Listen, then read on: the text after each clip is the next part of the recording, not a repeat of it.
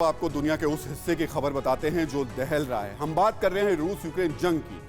62 दिन गुजरने के बाद यह जंग खतरनाक मोड़ पर पहुंच चुकी है। इसकी वजह नेटो देशों की रूस को कमजोर करने की ख्वाहिश है। जर्मनी ने रूस को सैन्य मदद देने के लिए 43 देशों की बैठक हो रही है। इस बैठक के बीच रूस ने कहा कि अगर अमेरिका और उसके दोस्तों ने यूक्रेन को और हथियार दिए तो जंग का दायरा बढ़ सकता है, यानी विश्व युद्ध शुरू हो सकता है।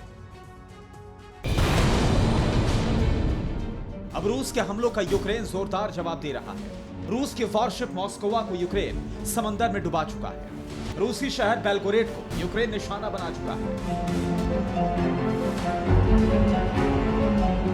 यूक्रेन के पास अब ऐसे हथियार आ गए हैं जिससे वो रूस के दूसरे सैन्य ठिकानों को निशाना बना सकता है, यानी जंग और खूंखार हो चली। यूक्रेन को एक से बढ़कर एक सहारक हथियार अमेरिका और पश्चिमी देशों से मिल रहे हैं।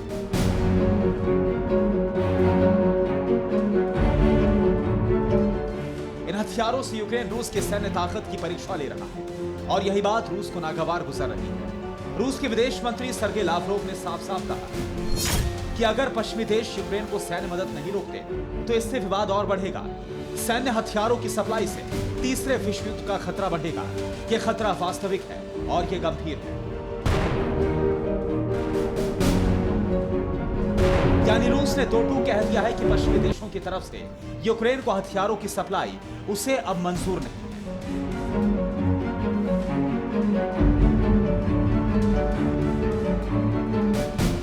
इससे पहले रूस ने अमेरिकी विदेश और रक्षा मंत्री के यूक्रेन दौरे से लौटने के ठीक बाद लवीव शहर में 5 रेलवे स्टेशन को निशाना बनाया था। यह हमला अमेरिका के लिए संदेश था कि वो यूक्रेन से दूर रहे।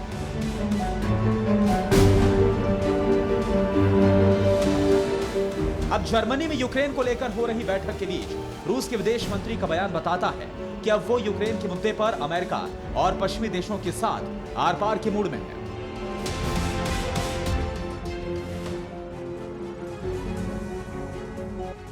तो आपको बताते हैं कि रूस के विदेश मंत्री का यह बयान क्यों अहम है, क्योंकि यहां बात वर्ल्ड वॉर और न्यूक्लियर खतरे की हो रही है। किसी देश का विदेश मंत्री वर्ल्ड वॉर की बात कहे, यह अपने आप में बड़ी बात है। इसे समझने के लिए हमें सबसे पहले यह जानना होगा कि आज जर्मनी में क्या हो रहा है। दरअसल यूक्रेन की सैन्य मदद को लेकर आज जर्मनी में एक बड़ी बैठक हो रही है। अमेरिका ने इस बैठक को बुलाया है। बैठक में 43 देश शामिल हो रहे हैं। इसमें 14 वो देश भी हैं जो नेटो के सदस्य नहीं हैं। इस सम्मेलन में यूक्रेन को सैन्य मदद देने पर चर्चा होगी। सम्मेलन में यूक्रेन को और मारक हथियार देने पर भी चर्चा हो सकती है। यूक्रेन के सैनिकों को ट्रेनिंग देने का ऐलान भी किया जा सकता है। समंदर में रूस के खिलाफ घेराबंदी की कोशिश हो सकती है। सम्मेलन में स्वीडन और फिनलैंड जैसे जो रूस के पड़ोसी देश हैं वो भी शामिल हैं, जिनके नेटो में शामिल होने की अटकलें लगातार लगाई जा रही हैं। रूस को लगता है कि इस सम्मेलन के जरिए अमेरिका उसे घेरने की कोशिश कर रहा है। वैसे रूस पहले से ही कहता रहा है कि यूक्रेन में नेटो के देश प्रॉक्सी वॉर लड़ रहे हैं।